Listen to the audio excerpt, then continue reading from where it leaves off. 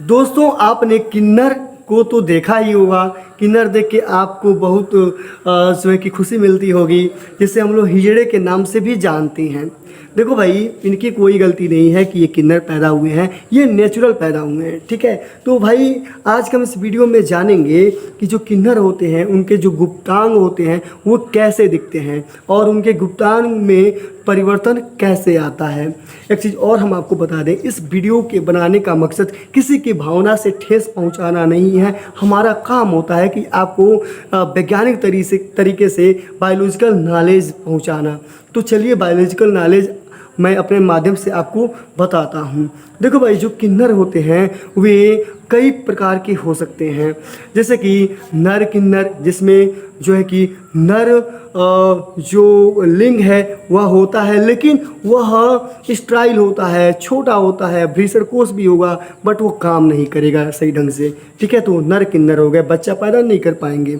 उसके बाद मादा भी किन्नर होते हैं, जिसमें योनि होगा, लेकिन वह उसकी साइज़ जो है थोड़ी अजीब सी होगी, छोटी सी होगी, बट वो काम नहीं करेगा और जो है कि वो बच्चा उत्पन्न नहीं कर सकती है। ठीक है, वह मादा किन्नर। उसके बाद एक और तीसरा जो किन्नर होता है, जिसमें नर और मादा लिंग दोनों एक ही में होते हैं, एक ही पास। ठीक है, अलग अलग होते हैं। ठीक है, यानी कि नीचे योनि होगी, ऊपर एक लिंग होगा। तो भाई ये लिंग भी काम नहीं करेगा, छोटा सा होगा, योनि भी काम नहीं करेगी और ये भी बच्चा नहीं पैदा कर सकते।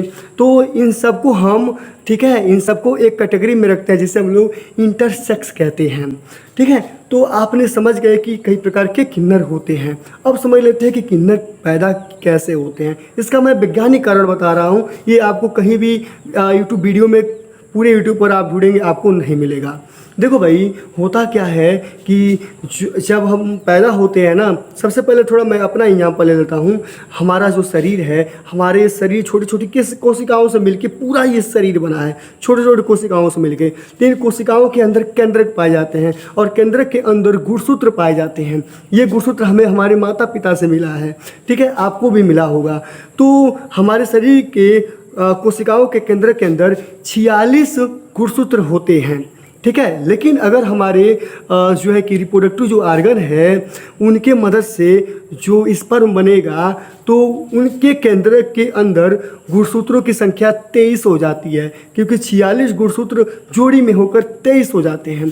ठीक है, इसी तरह जो मादा है, यानी कि जो औरत है, उनके जो एग होती है, ओवरी से जो एग रिलीज होता है, ठीक है, उनमें भी गुणसूत्र जो है वह 23 हो जाते हैं, 23 जोड़ी हो जाते हैं। उनके शरीर में तो 46 है, उनके शरीर के कोशिकाओं के केंद्र में, बट उस एग में 23 हो जाते हैं। तो होता क्या है कि जब स्पर्म और एग का मिलन होता है, तो स्पर्म में 23 जोड़ी गुणसूत्र है और एग में भी 23 जोड़ी गुणसूत्र हैं। तो स्पर्म का जो 22वां जोड़ी गुणसूत्र है उसे हम लोग ऑटोसोम्स कहते हैं, यानी कि 22 जोड़ी तक का गुणसूत्र को हम लोग ऑटोसोम्स गुणसूत्र कहते हैं। और महिला के जो एग का भी 22 जोड़ी गुणसूत्र तक का जितने भी गुणसूत्र है उसको हम लोग ऑटोसोम्स कहते हैं। ये 22 मिलाकर बनाते हैं एक शरीर, ह्यूमन जैसा। ठीक है, इन्हीं गुणसूत्र के डीएनए पर, यानी कि गुणसूत्र डीएनए से मिलकर बने हैं, इन्हीं के डीएनए पर सूचनाएं हैं कि भाई ये ह्यूमन जैसा शरीर होना चाहिए, आंखें जो है कि मानव जैसा होना चाहिए, कान होना चाहिए, ठीक है, हाथ होना चाहिए, हाथ में उंगली जो कि 5-5 होनी चाहिए, नाखून होना चाहिए उंगलियों पर चढ़ी हुई। ठीक है, तो ये सब इन्हीं गुणसूत्र पर निर्धारित होता है पूरा शरीर बनाने का। अब बचा 23वां जोड़ी का। तो 23वां जोड़ी में, ठीक है, एक जोड़ी यानी कि संख्या में 2 नर में और संख्या में 2 मादा के जो है कि एग में गुणसूत्र होते हैं। तो ये 4 गुणसूत्र हुए। अब हमें कितना चाहिए? हमें चाहिए 2, जिससे कंप्लीट एक 46 हो जाए। ठीक है, तो होता क्या है कि नर के जो सेक्स, यानी कि जो 23वां जोड़ी गुणसूत्र होता है नर का और मादा का, उसे हम लोग सेक्स क्रोमोसोम कहते हैं, यानी कि लिंग गुणसूत्र कहते हैं। ठीक है, तो ये गुणसूत्र पुरुष में, ठीक है, 23वां जोड़ी का X और Y होता है और मादा में XX होता है। तो पुरुष का, ठीक है, एक X मादा के एक X से मिलेगा, किसी भी X से मिलेगा, दोनों में से किसी भी X से मिलेगा तो लड़की पैदा होगी। ठीक है, अगर पुरुष का Y किसी भी X से मिलेगा तो भाई मादा के X से मिलेगा तो वहाँ पर लड़का पैदा होगा। तो आप समझ गए कि भाई इसमें से कोई एक X ठीक है, और नर का स्पर्म का कोई एक एक्स मादा के जो कि एग के जो है कि जो निकेंद्रक है उसके अंदर का जो लिंग गुणसूत्र का जो एक एक्स है उससे मिलेगा तो लड़की पैदा होगी, इसका वाई उसके एक्स से मिलेगा तो लड़का पैदा होगा। ठीक है, तो दोनों में से कोई एक एक मिल जाएगा, बाकी दो निष्क्रिय हो जाएगा, दोनों मिल जाएगा तो 44 वो था और दो ये 46 गुणसूत्र हो गए। ठीक है, जिससे एक ठीक है नर बॉडी बन सकता है या मादा बॉडी बन सकता है, यानी कि उसमें सूचना आ गया लिंग बनाने वाला। अब वह क्या होगा, एक जाइगोट बनेगा। ठीक है, दोनों शुक्राणु और जो है कि एक मिलकर एक जाइगोट बनेंगे और मदर के गर्भाशय के अंदर एक शिशु का निर्माण करेंगे, जिसके द्वारा हम भी पैदा हुए हैं, आप भी पैदा हुए हैं। ठीक है, तो होता क्या है कि जो नर किन्नर होते हैं तो उनका जो लिंग है वह सही तरीके से काम नहीं करता है, छोटा सा हो जाता है, उसमें भ्रूण कोष भी अनडेवलप होते हैं, वो स्टेराइल होते हैं। तो होता क्या है कि 44 गुणसूत्र तो उनका कंप्लीट रहता है। ठीक है, मदर से और फादर से जो है कि 45वां और 46वां जो गुणसूत्र है हम कह सकते हैं लिंग गुणसूत्र, उसमें एक एक्स गुणसूत्र जो है वो गायब हो जाता है, वाई ही गुणसूत्र रहता है, जिसके चलते नर जैसा पूरा जो है कि उसका लिंग है लेकिन वाई स्टाइल होता है, वो काम नहीं करता है। ठीक है, अगर हम बात करें मादा जो है कि किन्नर की, तो मादा किन्नर में भाई जो है कि एक्स गुणसूत्र जो होता है वो किसी कारण ठीक है नष्ट हो जाता है और एक ही एक्स रहता है। तो इसमें 45 गुणसूत्र हुए और जो नर किन्नर मैंने बताया उसमें भी 45 गुणसूत्र हुए, संख्या में 45 हुए। तो भाई इस तरह मादा का भी योनि बनेगा लेकिन वह सही तरीके से काम नहीं करेगा, वो स्टेराइल होंगे।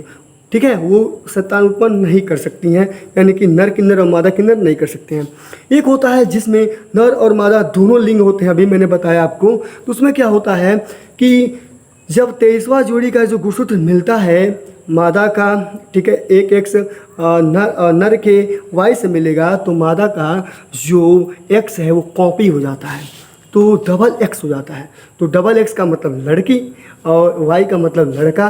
तो भाई लड़का और लड़की दोनों वाले जो लिंग हैं उस व्यक्ति के ठीक है में बन जाते हैं, लेकिन वे स्टेराइल ही होते हैं, वे काम नहीं करते हैं सही तरीके से। ठीक है, छोटे साइज के लिंग और जो योनि भी होगी वो भी छोटी साइज की होगी और वो काम नहीं कर पाएगी सही तरीके से। तो हम कह सकते हैं कि वे इंसानों के जेंडर से अलग हो गए, इसीलिए अपनी पहचान को ठीक है बरकरार रखने के लिए उनका एक अलग समाज है, वो अपने समाज में ठीक है वो हंसी खुशी रहते हैं और बहुत खुश रहते हैं। ठीक है, वो हम लोग के समाज से दूर चले जाते हैं। और कोई किन्नर जान जाएगा कि किसी एरिया में कोई किन्नर जैसा कोई व्यक्ति जन्म लिया है तो अपने समाज में उसको मिला लेते हैं। बट किन्नरों को मैं सम्मान करता हूँ, आप भी सम्मान करें। ठीक, और कभी भी किन्नर को देखकर गाली ना दें, ठीक है, उल्टा सीधा ना कहें, क्योंकि भाई जो किन्नर है वह जो है कि जानबूझ के नहीं हुआ है, वह नेचुरल प्रक्रिया के द्वारा हुआ है। अब ये जो है कि गुणसूत्रों की कम या ज़्यादा क्यों हो जाते हैं सेक्स गुणसूत्र, इसके पीछे का रीज़न मैं बता दूं। होता क्या कि कभी कभी जो मदर होती है ना वह प्रेगनेंसी के दौरान या प्रेगनेंसी से पहले हैवी डोज की दवाइयाँ ले लेती हैं, ठीक है, या बीमार बार बार रहती हैं और उसमें ज़्यादा डोज की दवाइयाँ का सेवन करती हैं, तो गुणसूत्रों में कमी ज़्यादा हो सकती है। ठीक है, तो आई होप दोस्तों मेरे द्वारा दी गई ये जानकारी आपको समझ में आई होगी। ये वीडियो आपको कैसी लगी कमेंट सेक्शन में आप हमको ज़रूर बताइएगा। ऐसे ही वीडियोस को देखने के लिए हमारे चैनल को आप सब्सक्राइब कर लीजिए और दोस्तों इस वीडियो को लाइक करना ना भूलें। आज के लिए बस इतना ही दोस्तों, बाय बाय।